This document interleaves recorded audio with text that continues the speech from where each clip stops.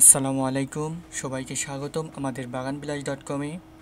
আজ আমরা আলোচনা করব আগাম জাতের আলু চাষ নিয়ে। আলু একটি লাভজনক শস্য। এই সময়ে মধ্য জুন থেকে মধ্য জুলাই সঠিক পদ্ধতিতে আষাঢ় আলু চাষ করলে অধিক লাভবান হওয়া সম্ভব। সাধারণত শ্রাবণ মাস ও ভাদ্র মাসে আলুর বাজারে অবস্থা প্রায়শই বিভিন্ন কারণে পরিবর্তিত হয়। এই সময়ে আলুর নতুন ফসল তোলা হয় না, তাই বাজারে মূলত পুরনো আলুর উপর নির্ভরশীল হতে হয়। পুরনো আলুর মজুদ কমে আসলে দাম বেড়ে যেতে পারে। এই সময়ে বাজারে আগাম নতুন আলুর চাহিদা এবং দাম বেশি থাকে, ফলে কৃষক লাভবান বেশি হবে। আজকে আলু চাষের সম্পূর্ণ পদ্ধতি A to Z তুলে ধরা হলো। মাটি নির্বাচন। বেলে দোআঁশ মাটি আলু চাষের জন্য উপযুক্ত, তবে বর্ষাকালে উঁচু এবং মাঝারি উঁচু জমি নির্বাচন করা, যেন পানি নিষ্কাশনের ব্যবস্থা থাকে। আলু চাষের জন্য মাটির pH 5.5 থেকে 7.5-এর মধ্যে হওয়া উচিত। জমি প্রস্তুতি।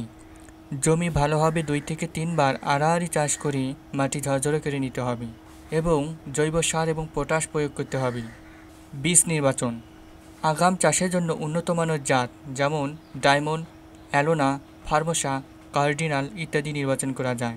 এগুলো জাত প্রতি করে 12 থেকে 14 মেট্রিক টন ফলন দেয়। বীজ বাছাই। আলুর বীজ 50 থেকে 60 গ্রাম ওজনের হতে হবে এবং চোখ সমৃদ্ধ হতে হবে। বীজ বাছাইয়ের পর তা ছায়ায় রেখে সঠিক অঙ্কুরোদ্গমন ঘটাতে হবে। বীজ রোপণের সময়। আষাঢ় মাসের শুরুর দিকে বীজ রোপণ করা উত্তম। বীজ 10 থেকে 12 সেন্টিমিটার গভীরে রোপণ করতে হবে। সারির দূরত্ব 60 সেন্টিমিটার এবং গাছের দূরত্ব 25 থেকে 30 সেন্টিমিটার রাখতে হবে। সার ও সেচ ব্যবস্থাপনা।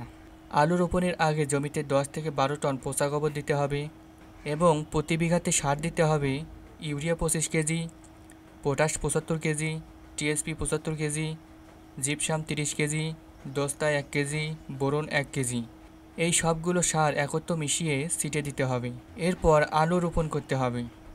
আলু রোপণের 24 থেকে 25 দিনের মধ্যে মাটির অনুযায়ী 2টি সেচের পর আলু গাছের দুপাশে মাটি কেটে আগাছা পরিষ্কার করে দিয়ে আবার সার দিয়ে বেঁধে দিতে হবে।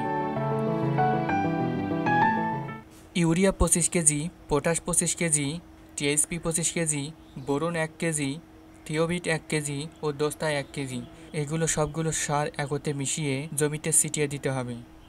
আলু রোপণের পর নিয়মিত পানি সেচ দিতে হবে। রোগ দমন।